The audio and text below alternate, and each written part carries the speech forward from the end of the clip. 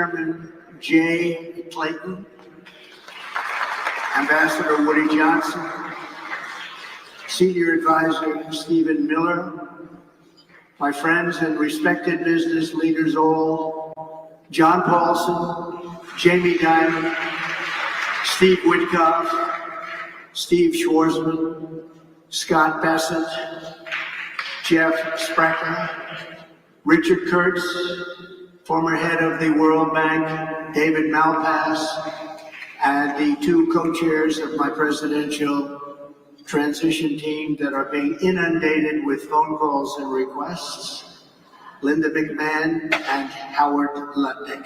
Thank you. As we gather today, we have an economic disaster on our hands. We have an economy in crisis, a failing nation, a nation in serious decline under the radical policies of my former opponent, Joe Biden, and my new opponent, Kamala Harris.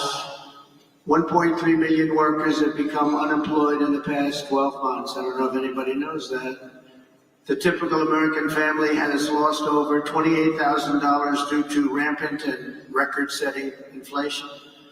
Credit card debt has reached the highest in history, with more than 1 in 3 Americans reporting they have maxed out their credit cards. They've maxed out. Families now need to earn an estimated $110,000 a year to afford a typical home, meaning 65% of households are locked out of buying just an ordinary house. Gasoline prices, grocery prices, electricity prices, mortgage rates, and virtually everything else are up 30 to 100% since I left office. 8.4 million Americans are now working second jobs, the highest in more than 30 years. The real wages of African American workers are down by over 6%, a short period of time. The real incomes from Hispanic men are down 6.6%, or $3,600 per year. And on top of that, African Americans and Hispanic American jobs are under massive threat from the invasion taking place at our border. They're taking the jobs of Hispanic Americans, African Americans, and nobody talks about it. But I won't let it happen. Yet after presiding over the border, the worst in history for any country, there's never been a border like this. 21 million people, we project. This total economic catastrophe, the borders are, Kamala Harris has now been slotted in by the Democrats to be reelected. She wants 4 more years to enforce a radical left agenda that poses a fundamental threat to the prosperity of every American family and America itself. And we're talking about America itself.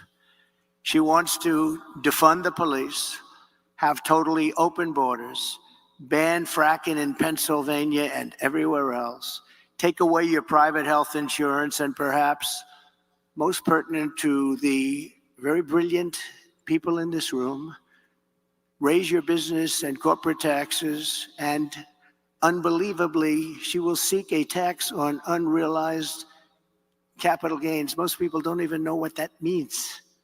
What does it mean?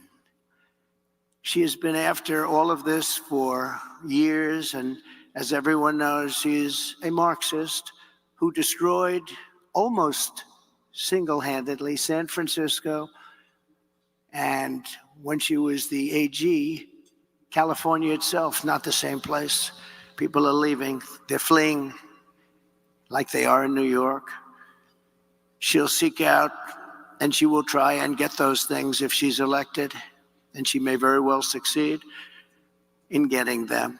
She recently said her values have not changed, and these have really been her values for her entire career. Her values haven't changed. That's what she wants. So she told the truth. We're not going to let this happen. Communism is the past, freedom is the future, and it is time to send Comrade Kamala Harris back home to California, where crime is rampant and fleeing is the #1 occupation. I'm here today to lay out my plan to rescue our country from this nightmare and to bring back to its citizens the American dream, bigger, better, and stronger than ever before. 8 years ago, I came before you as a candidate for president and shared my vision to end the stagnation and return to rapid growth. That's what we did. As president, I am very proud to say that we accomplished something that nobody thought that was even possible. Before the pandemic, real median household income rose by $7,684. And even after the pandemic, annual incomes were up $6,400. The average American household saw a $197,000 increase in real net worth in 48 months. For the bottom 50% of households, average wealth more than doubled, increasing by 121%. Lowest income people benefited the most. After 12 years of decline, we added nearly 7 million new homeowners. Never happened before. And in 3 years, we created 7 million new jobs, 260% more than projected when I took office. When I took office, they said you couldn't hit those projections. And we were 260% higher than what we said we could do. From the day I won to the day I left, the S&P 500 increased by 80%, and we did it all with virtually no inflation. We had virtually no inflation. Think of that. Who could believe that? I delivered the largest tax cuts and reform in American history by far, slashing rates for working families and cutting the business tax from the highest in the world. We had the highest in the world, 35%, and actually, when you add local and state numbers that were getting close to 50, but much, much higher, nobody's ever seen. We brought it all the way down to 21%, which everybody said was impossible to do. And I heard it from everyone. They said, you'll never be able to do that. And I got it down to 21%. I cut a record number of job-killing regulations. In 4 years, we cut more regulation than any president in the history of our country by far. I'm proud to be the only president in modern history to achieve a net regulatory reduction during my term. And it was a substantial reduction. And for every regulation we added, we cut more than 5.5 regulations. We unleashed American energy, and within 3 years, we had increased domestic oil production by 47%, and we were just getting started. The price of gasoline was $1.87 a gallon. Doesn't that sound good right now? We negotiated and renegotiated more than 50 trade agreements with other countries that were taking advantage of us, as they all do, to protect the American worker and to open foreign markets, and we did a great job. I ended NAFTA, the worst trade deal ever made in the history of our country, and replaced it with the USMCA, perhaps the best trade deal ever made in history. That's Mexico and Canada. I stood up to China like no one else before me. No one came even close.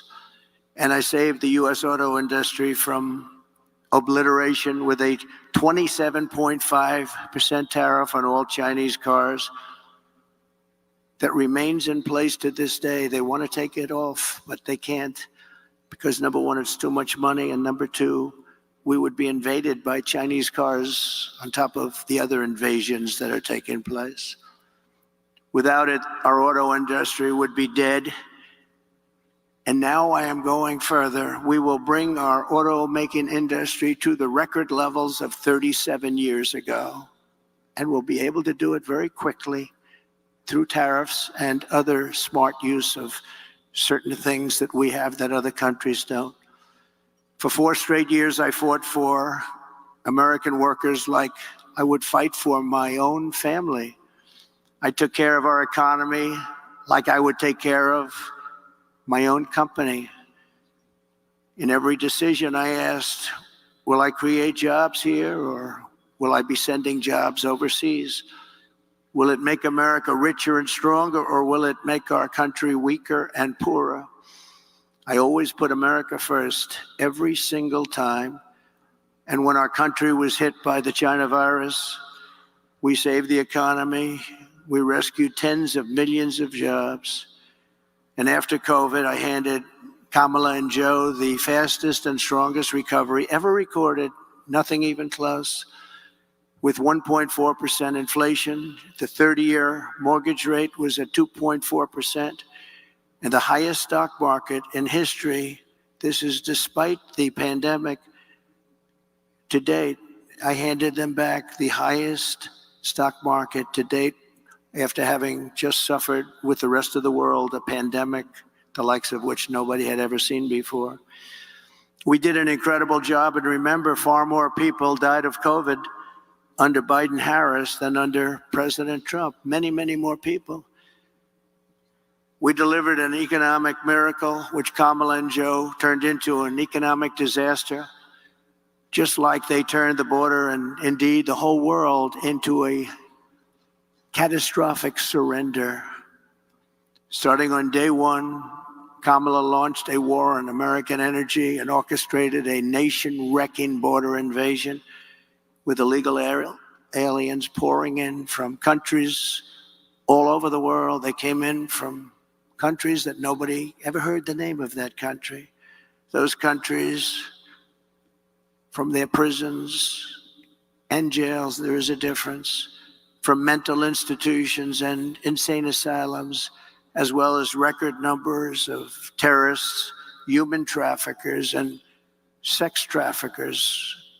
Numbers that we've never seen before taking place over the last 3.5 years. Then Kamala cast the deciding votes on trillions of dollars in wasteful spending, which together with their terrible energy policies gave us the worst inflation perhaps in the history of our country. Nearly 2/3 of the jobs created under the Harris-Biden administration were bounce-back jobs. Bounce back. They were bounce-back jobs that I handed them from before the pandemic.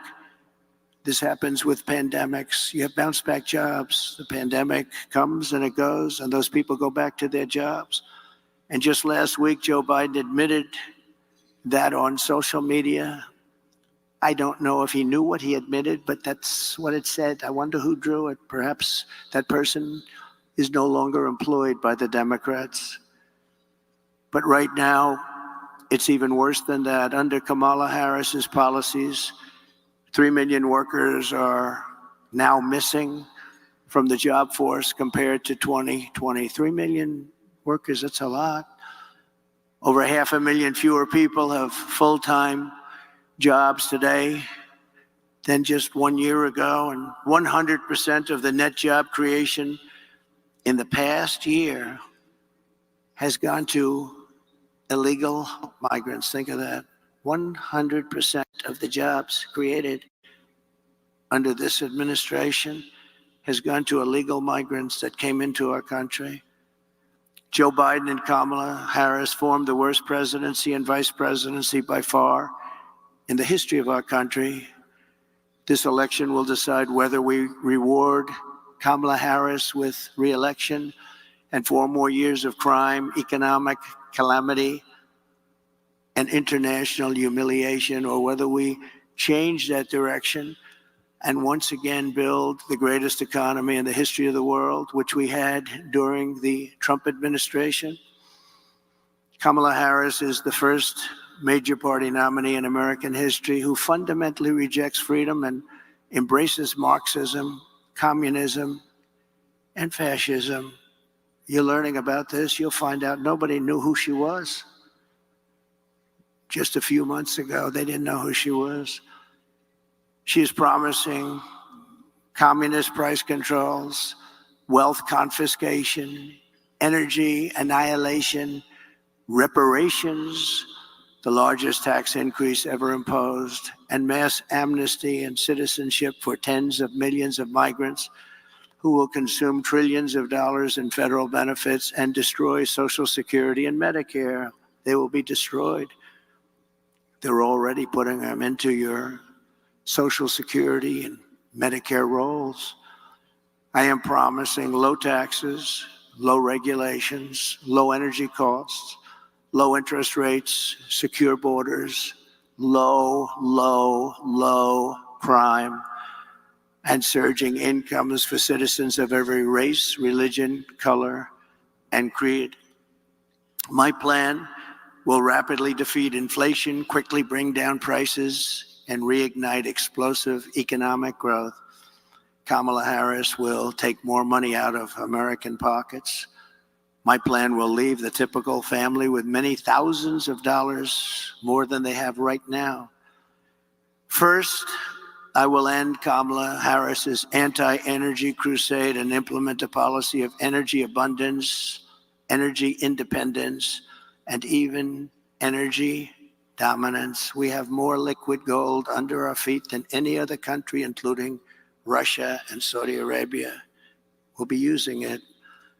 My plan will cut energy prices in half or more than that within 12 months of taking office.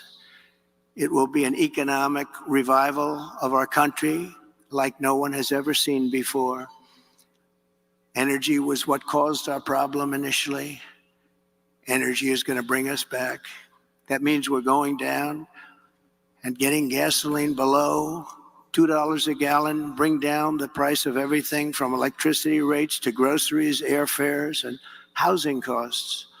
That's why OPEC and the Arab nations, and we're very honored to have some of my friends here with us today from that part of the world, but they're working very hard despite being here, that I not be your president. They don't like me. Meanwhile, Kamala Harris can't bring down the price of anything because her energy policies are driving up the cost of everything. Everything is up, way up. Starting on day one, Harris and Biden opened up the Russian pipeline called Nord Stream 2, which nobody have ever heard of until I got involved and said, what about Nord Stream 2? And nobody knew what I was talking about. Largest pipeline in the world, Russian pipeline. But I had it closed. It was shut down. Putin was not happy. We shut it down. They came along, and the Keystone XL pipeline was shut down by them. So they shut down the Keystone, and they immediately gave Russia the right to start rebuilding the Nord Stream 2, the biggest pipeline you've ever seen. We re-entered the horribly unfair to the United States through them when they came back. Paris Climate Accord, so unfair to us. We pay trillions of dollars. Other countries pay nothing. As soon as he came back, he went back into it. I got us out of it and reduced the area of the federal lands available for drilling by 80%. I did that. If I was president, oil production today would be 4 times higher than it is right now. Would have been 4 times higher. Right now, we'd be doing 4 times as much. And remember, we had ANWR, perhaps the largest drilling site in the world in Alaska, which everybody wanted to get approved, but they were unable to do it. Ronald Reagan fought so hard to get ANWR. He couldn't do it. And it was easier in those days than it is today with all of the environmental concerns. But they came in their first few days in office, they terminated ANWR, amazingly. Biggest drilling site, we think, in the world, bigger than Saudi Arabia, bigger than Texas. We got it, and they terminated it. Under the EPA's so-called power plant rule, more than 50 power plants have been shut down since she took office, and virtually all coal-fired power plants will be shuttered in the next couple of years, setting the stage for a catastrophic energy shortfall, which we already have. that will make inflation far worse than it has ever been. They want to close down our power plants, and we don't have power already to address this dire energy crisis that Kamala and Joe have created. I will immediately issue a national emergency declaration to achieve massive increase in domestic energy supply. What you're going to need. Electricity is desperately needed for AI. AI, controversial, but we got to be the top of it. And we would need, hard to believe, twice the electricity that we currently have right now for everything in order to be dominant. And China is already building massive electricity producing plants. We haven't even thought about it. We will think about it, and I'll get it done on an emergency basis. So we'll be the leader in AI and every other form of technology. With these sweeping authorities, we will blast through every bureaucratic hurdle to issue rapid approvals for new drilling, new pipelines, new refineries, new power plants, new electric plants, and reactors of all types. Prices will fall immediately in anticipation of this tremendous supply that we can create rather quickly, and we'll be the leader instead of the laggard.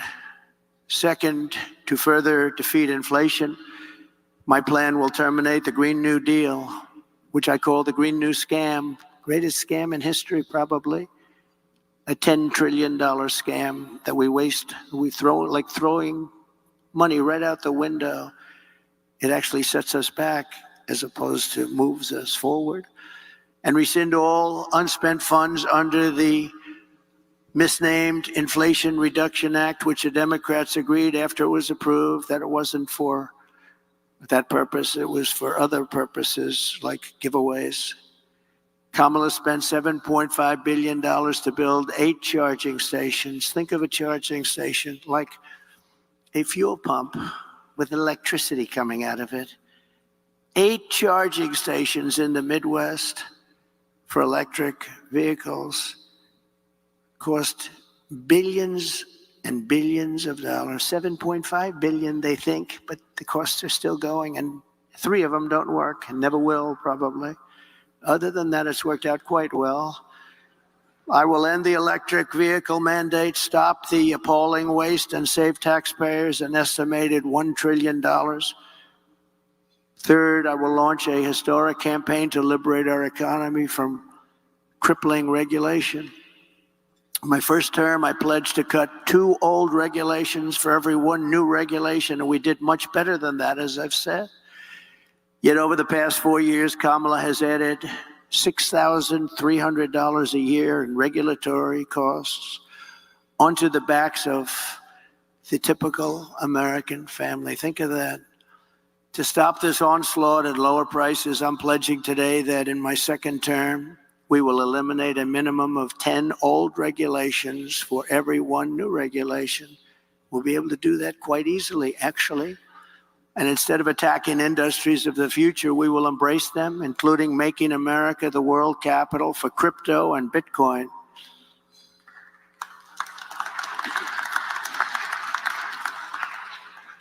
Fourth, at the suggestion of Elon Musk, who has given me his complete and total endorsement. That's nice, smart guy. He knows what he's doing. He knows what he's doing. It's very, very much appreciated. I will create a government efficiency commission tasked with conducting a complete financial and performance audit of the entire federal government and making recommendations for drastic reforms. We need to do it.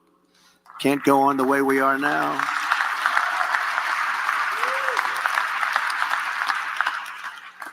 And Elon, because he's not very busy, has agreed to head that task force. Be interesting. If he has the time, that'd be a good one to do it. But he's agreed to do it. In 2022, fraud and improper payments alone cost taxpayers an estimated hundreds of billions of dollars. As the first order of business, this commission will develop an action plan to totally eliminate fraud and improper payments within 6 months. This will save trillions of dollars, trillions. It's massive. For the same service that you have right now, trillions of dollars is wasted and gone, and nobody knows where it went. Further taming inflation and bringing prices way down. The fifth pillar of my plan is to make the Trump tax cuts permanent. They are massive tax cuts, biggest ever, permanent. And to cut taxes even more, and we will have no tax on tips, something which they copied 4 weeks after I said it. She got up and said, no tax on tips. I said, I just said that. She is actually copying a lot of my plan. In fact, we're going to send her a MAGA cap sometime in the next week. We're having a special one made. But we also know she doesn't mean it. She's going to stick with what her whole life has been about. And also, no tax on Social Security benefits. People on Social Security have been wiped out by inflation, and now on top of it, we tax their benefits. We're not going to tax their benefits. We have so many different ways of making so much money. This country, the potential is so incredible. We don't have to take it away from people on Social Security. We're not going to do that. We're going to save Social Security. She's going to destroy Social Security. Under the Trump administration, we proved that targeted tax cuts do not increase the deficit. They reduce the deficit by growing the economy and raising revenue. After we gave the massive tax cuts, we took in the following year with a much lower rate, billions and billions of dollars more than we did the previous year with a high rate. Think of that. So with a much lower rate, we took in more money because people were incentivized. Corporate tax revenues are 31% higher today than before my tax law was signed. With all of those cuts, 31% higher. To further support the revival of American manufacturing, my plan calls for expanded R&D tax credits, 100% bonus depreciation, expensing for new manufacturing investments, and a reduction in the corporate tax rate from 21% to 15% solely for companies that make their product in America.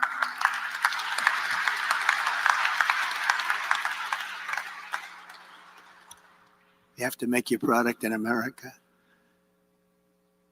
If you outsource, offshore, or replace American workers, you're not eligible for any of these benefits. In fact, you will pay a very substantial tariff when a product comes in from another country that's made in another country and comes in. There'll be a big tariff on that product because we want to make our goods in America, and most of them we can. My message is simple. Make your product here in America and only in America. We are not going to be taken advantage of anymore, just as we made great inroads and progress 4 years ago. We made tremendous inroads on this subject. We're not going to watch our wealth and jobs get ripped away from us and sent to foreign countries, which is what's been happening for many, many decades with us. China was built on doing exactly what we're going to be doing and what I started doing 4 years ago. What we're putting forward is the most pro-American manufacturing and jobs policy in modern history for any country. This plan will bring jobs and growth into our country at levels never seen before. Every business on earth will flock to America from Europe, Asia, the Middle East, and all over the world. By contrast, Comrade Kamala Harris wants to sacrifice our wealth, kill the economy, and drive jobs overseas to punish businesses more. Businesses will leave. They'll leave America. They're international companies. They report to their shareholders, and they will leave America if her plan, even in a small form, comes to the fore. Her tax plan, which includes the promise to end the Trump tax cuts, which again, by itself, would be a massive tax increase, would increase taxes by over $5 trillion, a record many times over. It would result in the largest small business tax hike in history, massively raising taxes on 25 million small business people and raising small business tax rates to 43% and higher In other words, 20% higher than communist China.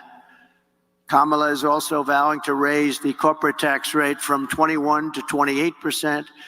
We're bringing it down to 15%. But she really is looking to raise it to 40, 45, or even 50%. You know that. All you have to do is follow her past path. Radically raise the capital gains tax rate, which she wants to do, and they don't even want to give a number. And for the first time ever, impose a 25% tax on unrealized capital gains. So if you happen to have a lot of wealth but no cash, you're in a lot of trouble. This will lead America into a 1929 depression, and it will be a depression and a territory that we have not seen for a long time. There's a gentleman that happens to believe that, Scott. These policies, especially the tax on unrealized capital gains, would decimate the U.S. economy. Companies and innovation would flee from America to other countries. Venture capital markets would disappear, the stock market would be annihilated, and investors assess the tax liabilities of large shareholders. The seniors and senior pensions would totally go up in smoke. They'd be worthless. These are not the policies designed to create a prosperous America. These are policies to turn the United States into Venezuela on steroids. Even if for this reason alone, Kamala Harris must be defeated decisively this November. Has to be defeated. Cannot have her be the president of the United States. Under Kamala, the United States is becoming a third world banana republic. She and her party are censoring speech, weaponizing the justice system, and trying to throw their political opponents, me, in jail. This hasn't happened. I didn't do that to crooked Hillary. I said, that would be a terrible thing, wouldn't it? Putting the wife of the President of the United States in jail. But they view it differently, I guess, nowadays, but that's okay. And they always have to remember that two can play the game. Nobody ever thought this was possible. This is how you create massive capital flight and turn once prosperous nations into absolute ruins. I will have no higher priority as president than to restore the fair, equal, and impartial rule of law in America. We have lost the rule of law. Who would have thought?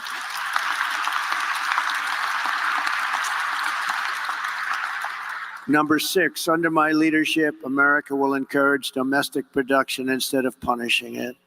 As you know, our country's vast manufacturing wealth was created at a time with very little domestic taxation, few regulations, and most revenue came from tariffs from other countries.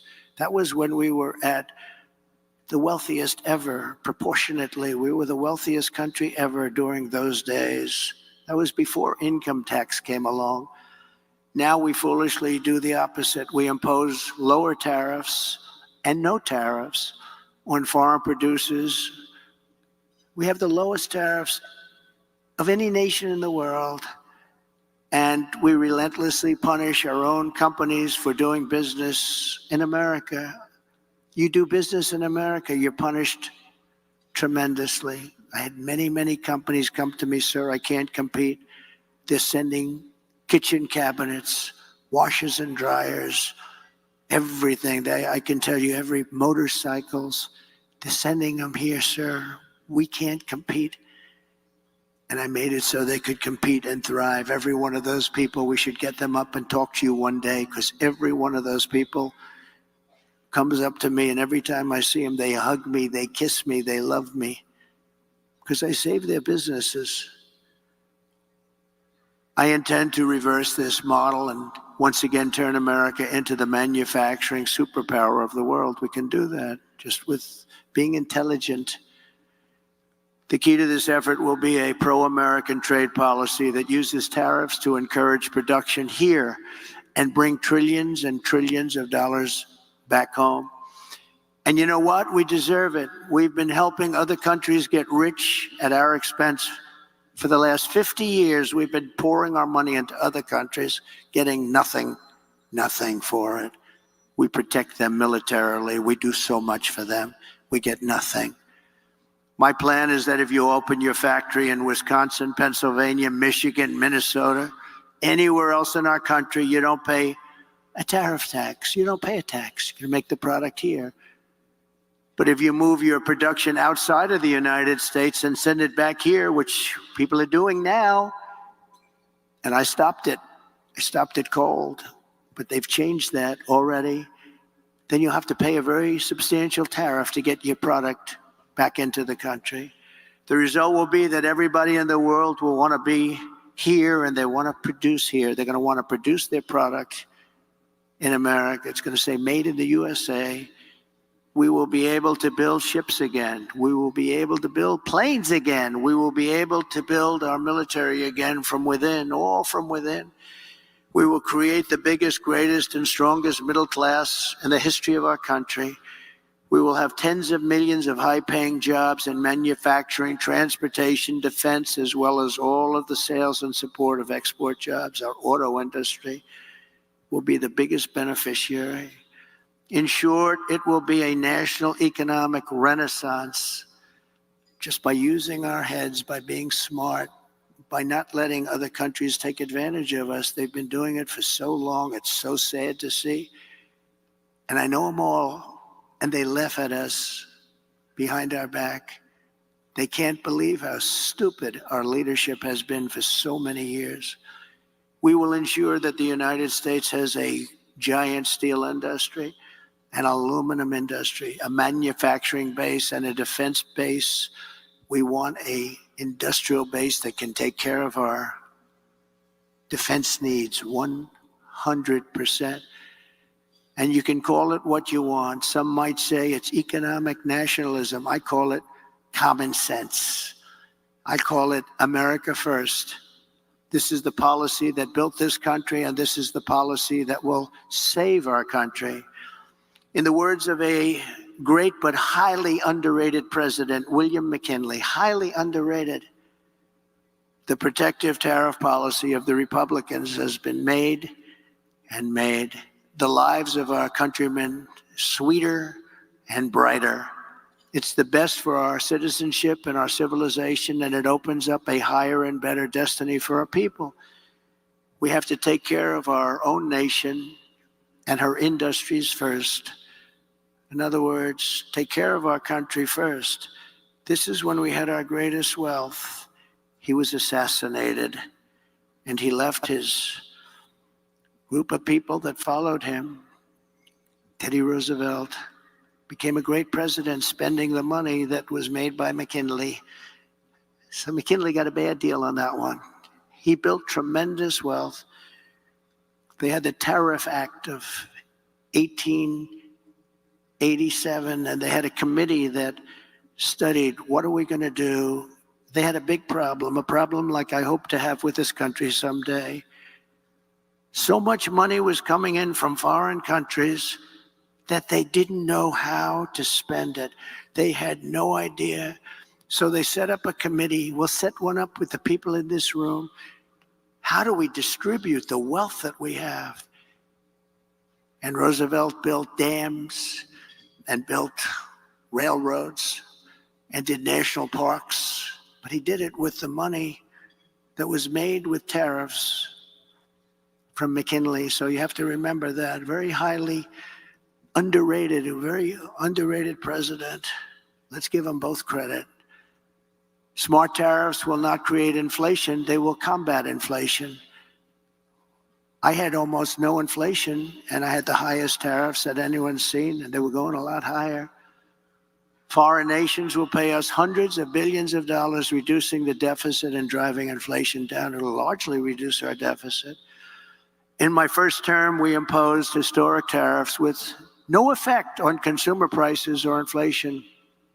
The anti-tariff people, many of them, I believe, honestly work for these other countries in some form, get tremendous amounts of lobbying money and other money because it doesn't make sense what they're saying.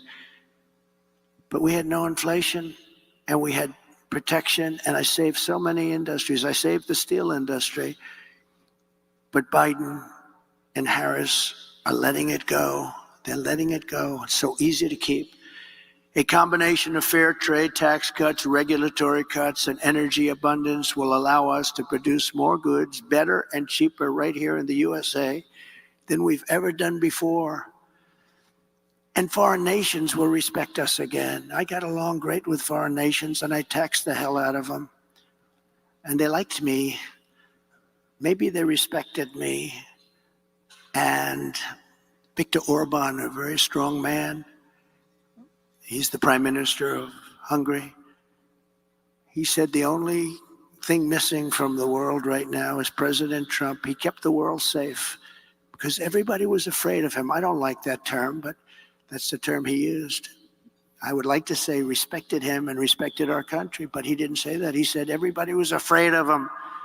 He said China was afraid, Russia was afraid. They were all afraid. Kim Jong-un. I got along great with him. And I try to explain to the fake news media that getting along with people, foreign countries, is a good thing, not a bad thing. It's a very good thing. It's a smart thing. We will require all essential materials for our national security to be produced here in the United States, creating millions and millions of new manufacturing jobs. You know, when we built the F-35, we have the wings built in one country. We have the tail, rudders, built in another country. We have the seats built in another country. We have the electronics built in 7 different countries. What the hell would we do if there's a war? And we'll end up fighting half of those countries, and we don't want to have a war because right now we're closer to World War III than we've ever been in our lives. With Russia, Ukraine, which would have never happened if I was president. With October 7th in Israel, the whole Middle East is blowing up. Would have never happened. They would have never happened. Respectfully, Iran was broke. They had no money for Hamas. They had no money for Hezbollah. It wouldn't have happened. There would be peace in the Middle East, and Iran would be a big beneficiary of that peace. It'd be good. But all of these things that happened, and inflation would have never happened. And Afghanistan would have never happened. The worst withdrawal in history, I believe the most embarrassing moment in the history of our country. In fact, that's what caused President Putin to go into Ukraine. When he looked at how incompetently that was handled, he looked at it and he said, man, they're incompetent. That was the most embarrassing day in the history of the United States of America. Airplanes taking off with many people sitting on the wings of the plane and the side of the plane and the wing, and you see them dropping off the planes at 3,000 feet. They thought it was their trip to freedom. There's never been anything like that, and I think there's no greater embarrassment. By the way, we lost 13 incredible soldiers. I got to know the families very well. Spent a lot of time with them 4 days ago in Arlington Cemetery. 3 years ago, they were celebrating 3 years, honoring their children. And yeah, that's right, they call them their children. They still call them, they always will call them their children. They're gone. And many of those people there should have never left from there. They should have left from Bagram, the big air base. But many of those people that were so badly hurt, they don't talk about them. No legs, no arms, obliteration of their face, their entire body, and nobody mentions that. We left Americans behind, large numbers. We left $85 billion worth of equipment behind because we took our military out first. A child would know you don't. You take your military out last. And just remember one final point on that, because it's a little bit different from our subject, but not really, because it's all about our country and common sense. But for 18 months, I spoke to the leader of the Taliban.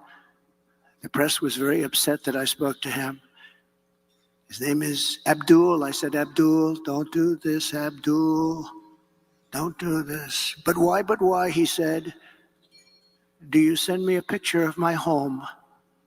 I said, Abdul, you're going to have to figure that one out for yourself. But don't do this, Abdul, because it's going to end badly for you. And for 18 months, we didn't have one soldier shot at or killed in Afghanistan. And then we took our soldiers out. We had a very, very disgraceful election. And this group came in, and they didn't know what the hell they were doing, and they still don't. They've gotten worse. You know, with experience, you're supposed to get better. They got worse. They're worse now than they ever were. And we're going to turn our country around. We're going to become a major producer of rare earth minerals. We're going to create jobs and making it really, and us, truly self-reliant. Remember the rare earth, where we have to go to China. We have sites that are tied up with more than anybody else has. They're environmentally protected. We have sites that are phenomenal, everything you want in terms of rare earth, and we can't use them because of environmental protection. But we're going to end that very quickly as soon as I get to office. We will make housing much more affordable. As inflation is tamed, interest rates will dramatically fall. They'll be down very, very low. We'll get them down. We had them down to 2.4% and even lower than that for a period of time. Reducing mortgage rates is a big factor. We're going to get them back down to, we think, 3%, maybe even lower than that, saving the average home buyer thousands of dollars per year. They can now go out. Young people will be able to buy a home again and be a part of the American dream. We will eliminate regulations that drive up housing costs with the goal of cutting the cost of a new home in half. We think we can do that. The regulations alone cost 30%. Regulation costs 30% of a new home. And we will open up portions of federal land for large-scale housing construction. These zones will be ultra-low tax and ultra-low regulation. One of the great, really small business job creation programs it will be of all time. We're going to open up our country to building homes inexpensively so young people and other people can buy homes. You can't buy them anymore. Millions of Americans will take part in setting these safe and beautiful communities, reviving the frontier spirit, and really, as I said, reviving the American dream. It's about the American dream. It's all about the American dream. We don't talk about American dream with these people in office. They don't want to talk about the American dream because they're the exact opposite. They're the exact opposite. We also cannot ignore the impact that the flood of 21 million illegal aliens has had on driving up housing costs. That's why my plan will ban mortgages for illegal aliens in California. They're passing a law where we're going to give illegal aliens money to buy a house. But our soldiers, our veterans that are laying on the streets, they can't have them. You have soldiers right now laying on the streets of different cities, all Democrat-run. They're laying on the streets in front of hotels, in some cases luxury hotels, and you have illegal immigrants coming in and living in those hotels and laughing at our soldiers as they walk by into a luxury lobby. Is there something wrong with that thinking? Is there something wrong with our country?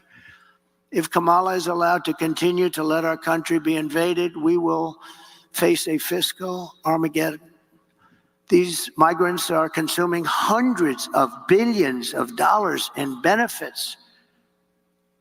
You saw in Colorado this week a group from Venezuela, rough ones.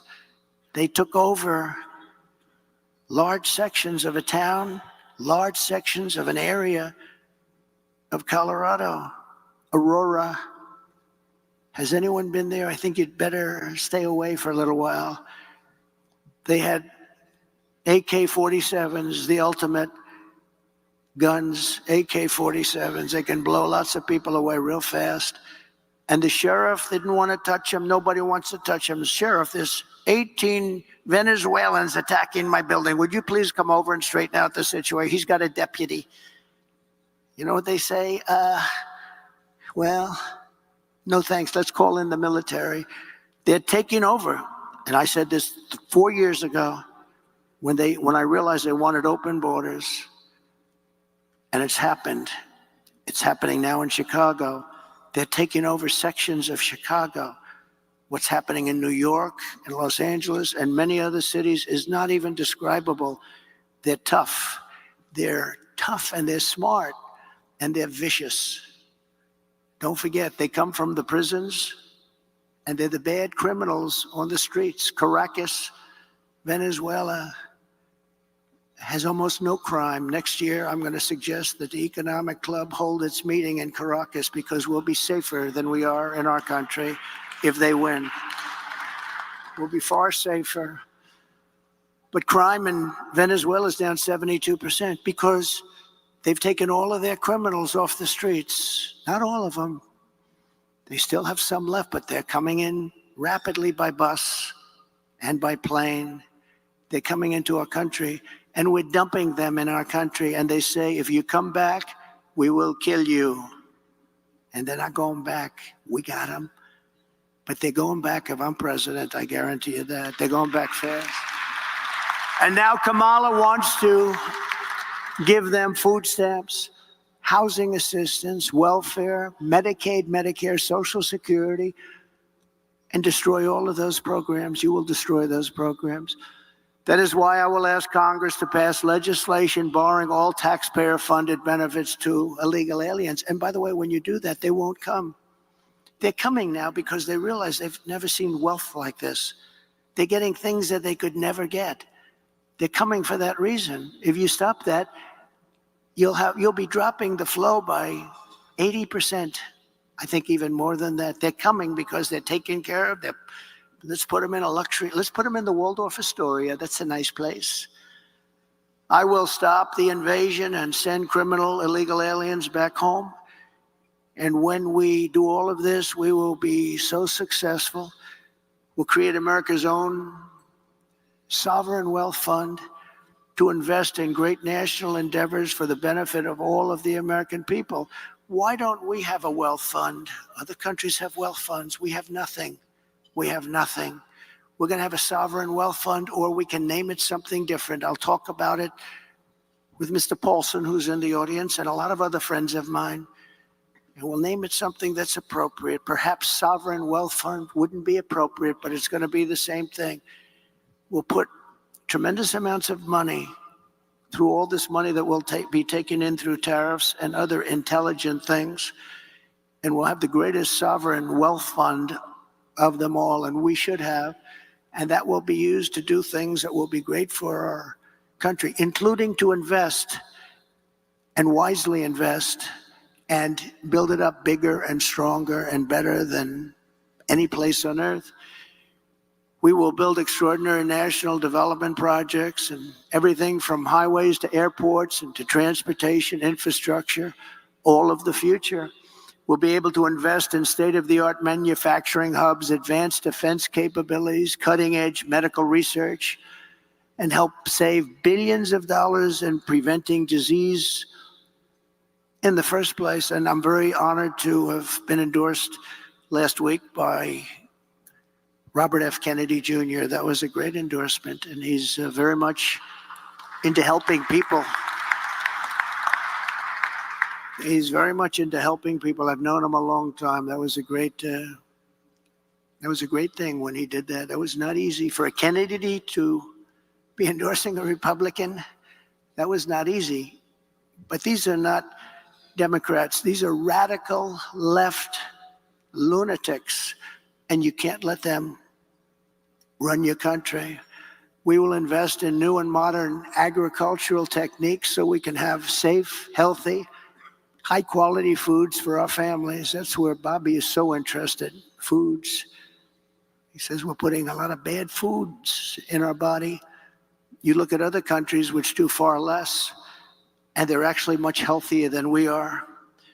This wealth fund will return a gigantic profit, which will help pay down national debt. We're going to work on national debt very strongly, by the way. We're going to have so much money coming in. We're going to work on national debt. We're at close to $36 trillion right now. We're going to work on getting it down. And it is many of the people in this room who will be helping to advise and recommend investments for this fund.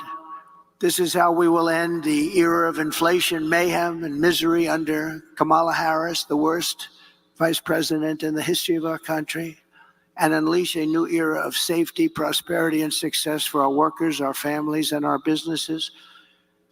And I've done it before. We did a great job, and now we really know our job well.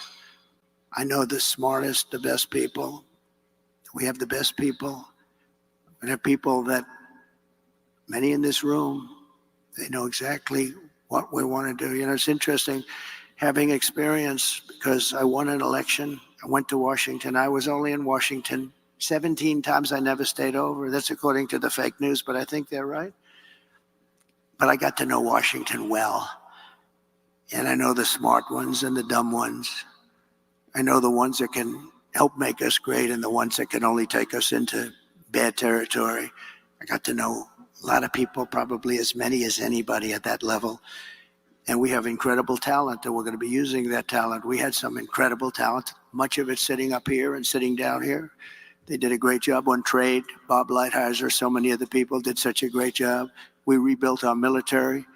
We rebuilt our entire military, did a great job. We have great generals, not the television generals, not the generals that took us out of Afghanistan in 24 hours and left that horrible situation, but we have great generals.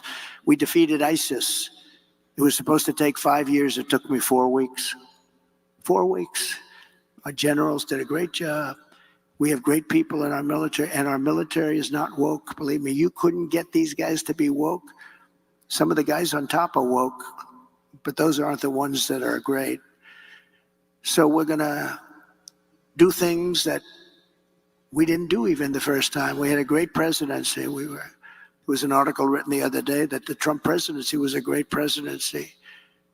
With victory on November 5th, which will go down as the most important day in the history of our country, inflation will be gone.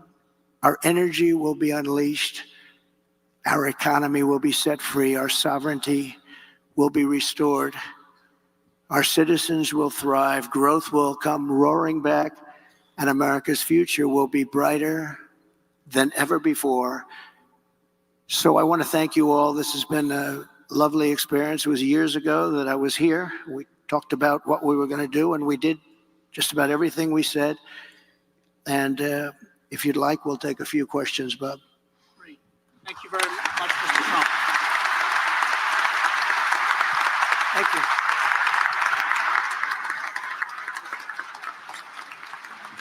Thank you very much.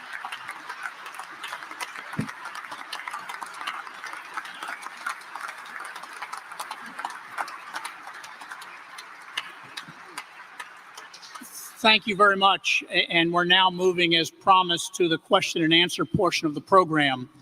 Our 4 very able questioners today are H. Rajan Cohen, the Senior Chair of Sullivan & Cromwell, Sandra Gerber, Founding and Managing Partner, CEO and CIO of Hudson Bay Capital, Mr. John Paulson, founder of Paulson & Company, and Rashma Sanjani, founder and CEO of Girls Who Code and Moms First.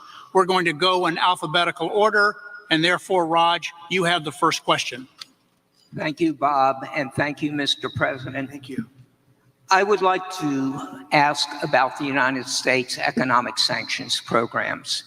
These programs have been used, as you well know, to advance our national security interests, our foreign policy objectives, but they also have economic implications.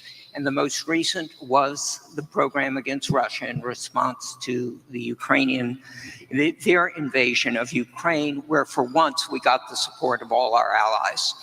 So my specific question is, would you strengthen or modify any of these economic sanctions programs, particularly Russia, including the pipeline you mentioned?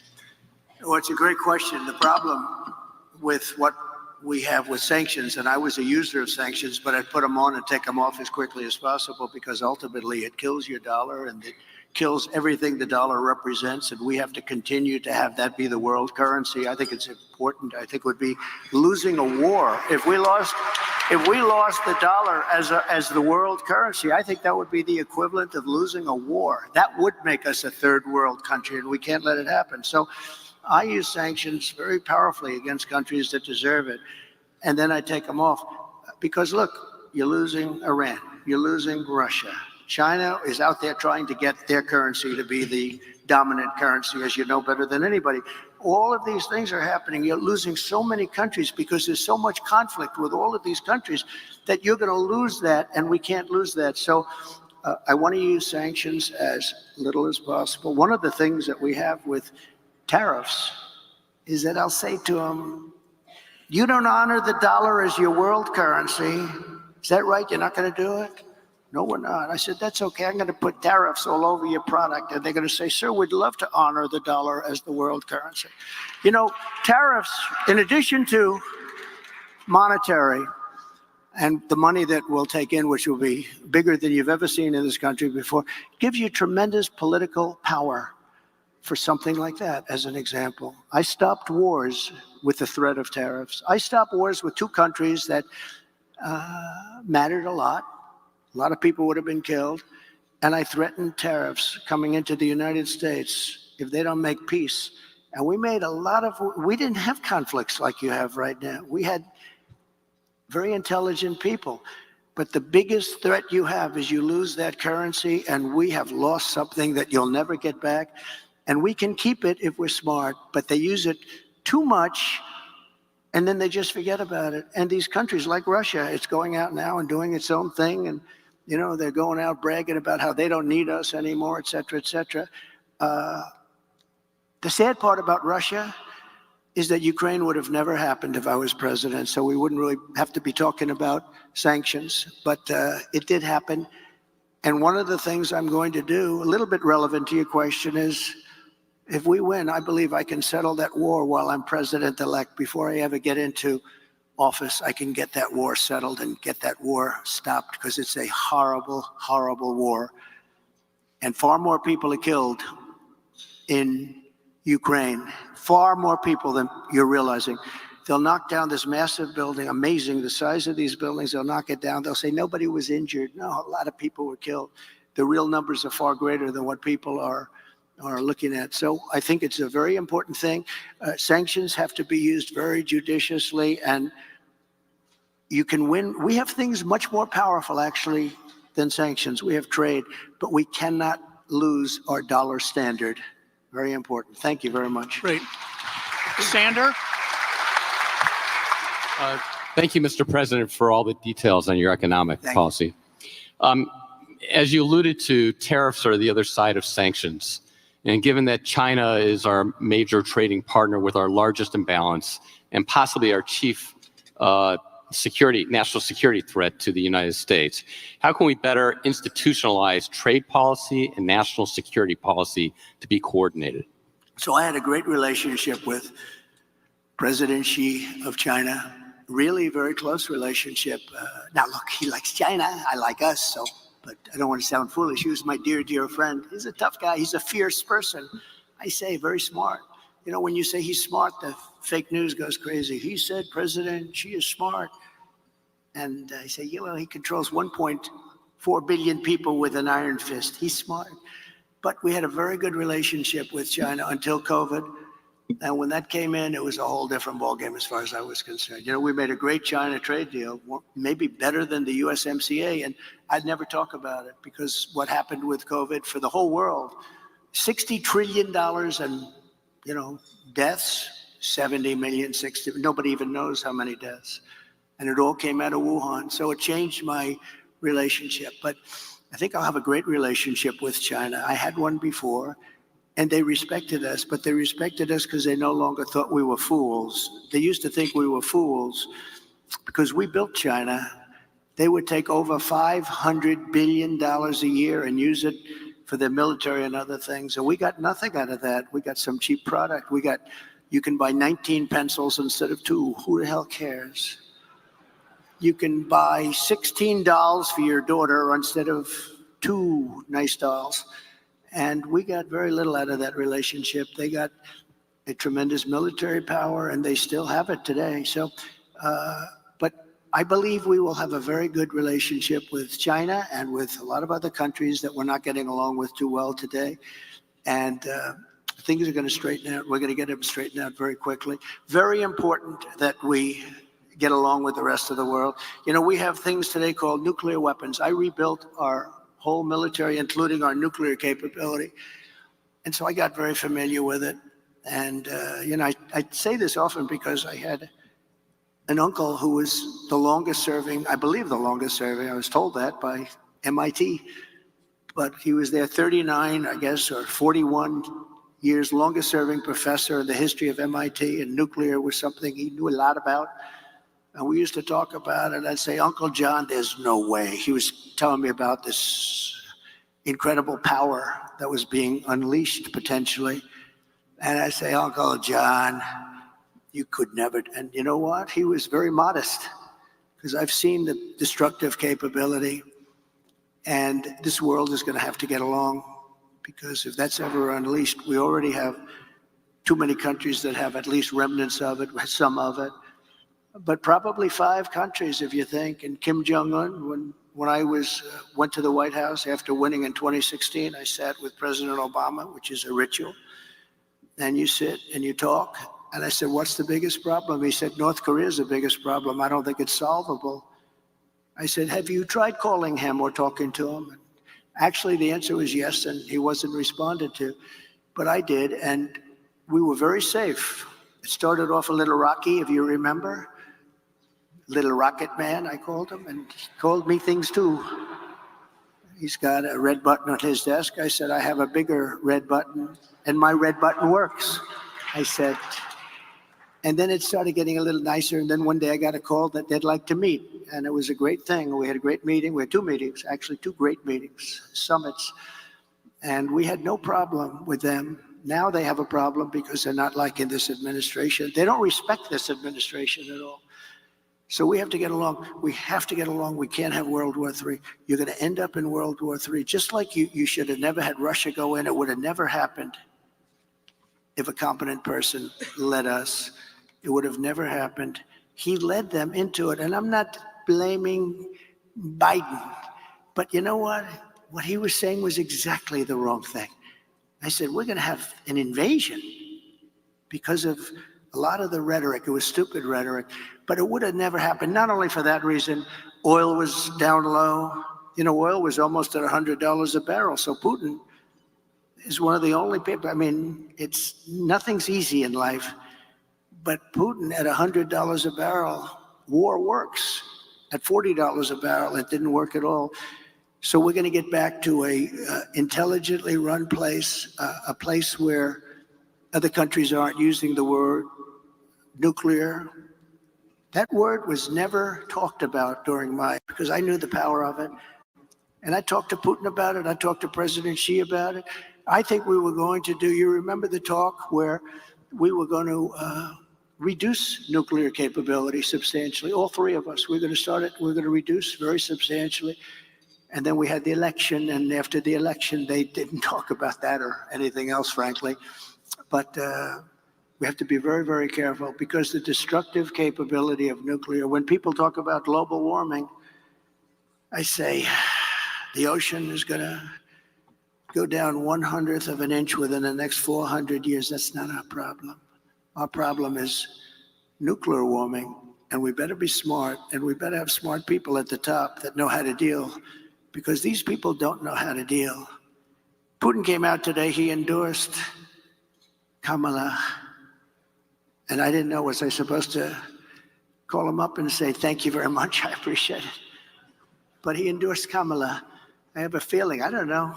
I don't know exactly what to say about that. I don't know if I'm insulted or he did me a favor.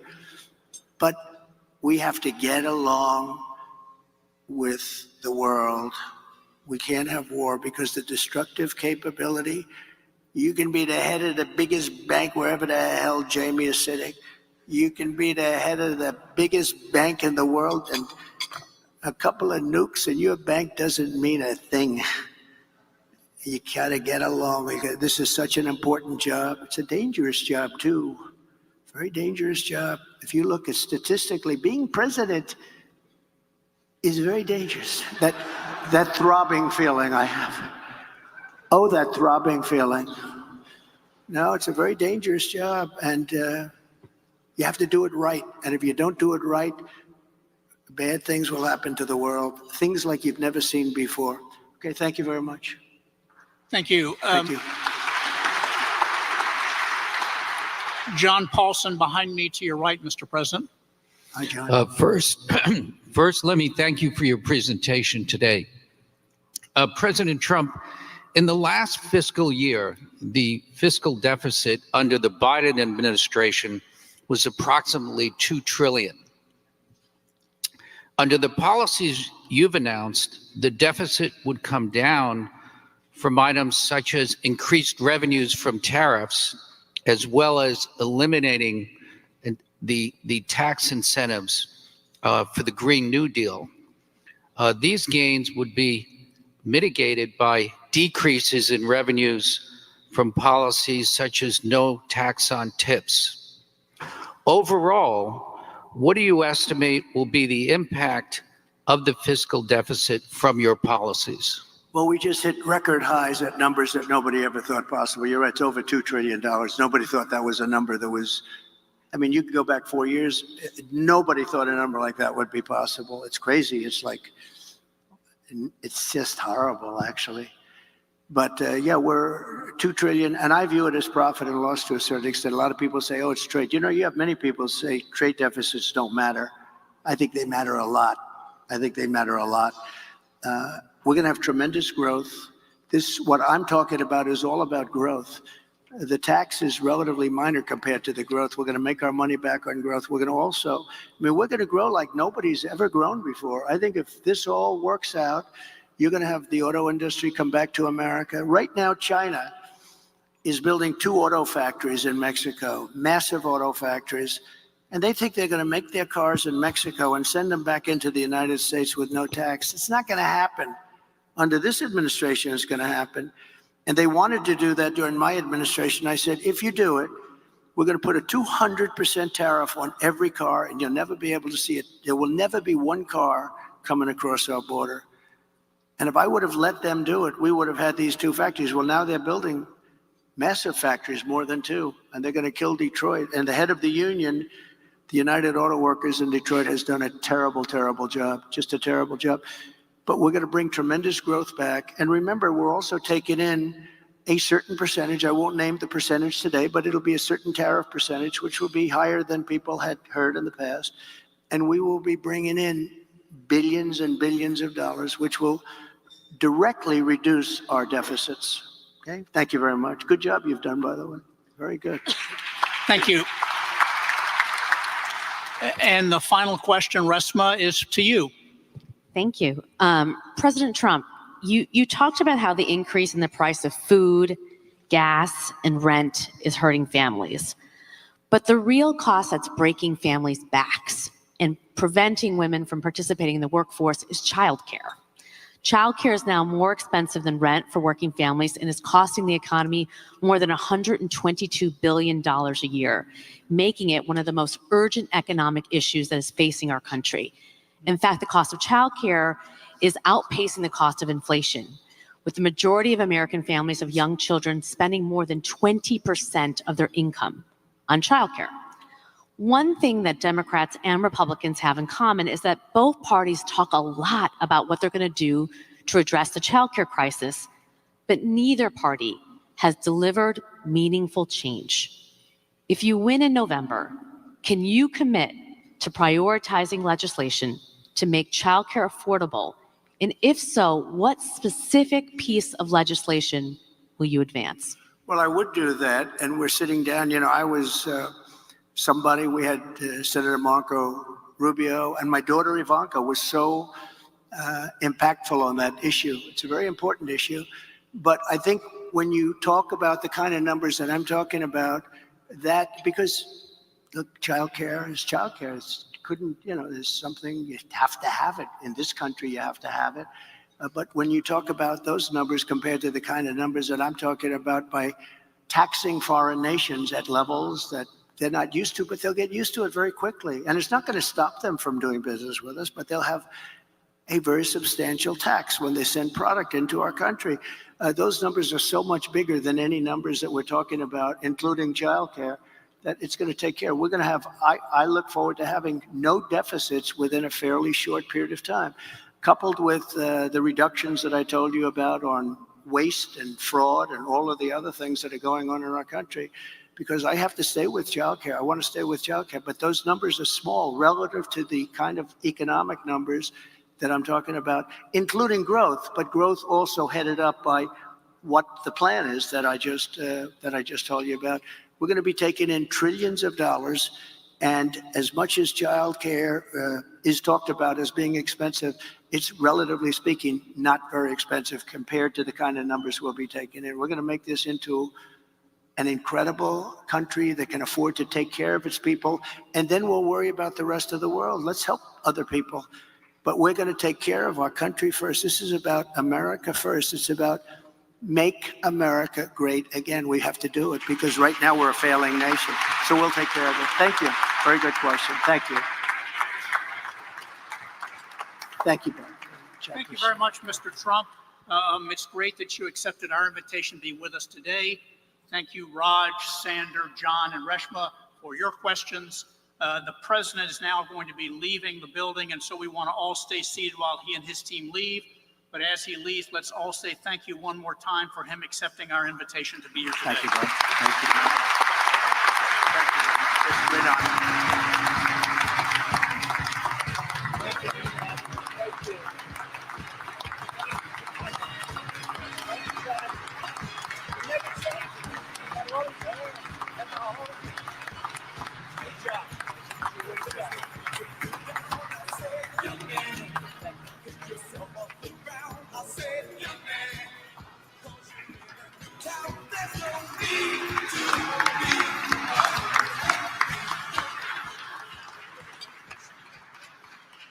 Thank you all also to all our guests and members who were here today.